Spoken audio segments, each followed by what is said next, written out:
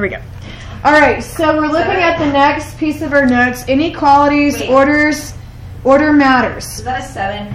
It is a 7. So on this is the way we're used to seeing the inequalities. The variable first, inequality in the middle, and the constant, which is just a number on the right-hand side. But they don't always come this way. So on the left flip-flop, we're going to write flip. On the right side, we're going to write flop. And I'm going to show you how these sometimes get turned around. So on the left-hand side, we're going to write the inequality again. X is greater than or equal to 7. That's the one we were just looking at.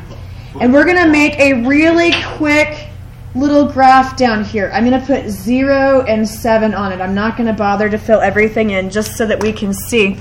And I'm going to use a red pen just so you can see this. So if I'm graphing this, we would put a point that's filled in at 7 because it's got the equal to.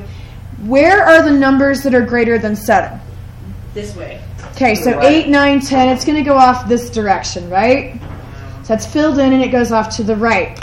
You can flip-flop this and put 7 is less than or equal to X. And that is the same thing. If you flip the whole thing around. Notice it's still pointing at the 7. Little alligator's still eating the X.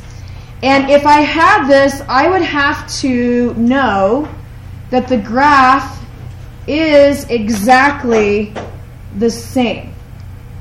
So here is where a test point might come in handy. If I was doing one of these that's backwards, I can't just use this little thing and think that's telling me which way the arrow goes. Because if I make this going to the left, I will get it wrong. So what I might do is I might pick a number over here. Like I might put in 2 and see if that works. Well, if I have 7 is less than or equal to 2, is that true? Yes. 7's less than 2? No. So I know this side's not it. And then I might pick something on this side like 8. Is 8, I'm sorry, I have to put it in for the X. So I'd have 7 is less than or equal to 8. Is that true? Yes. Yes, and so I know that this is the side that I want to shade in. There's only 2 sides of the point. You have like a 50-50 chance. But if you use a test point, that is the only foolproof way to know that it works. Yes, this symbol up here is supposed to be an arrow telling us which way to go. It only works if they put the variable on the left-hand side.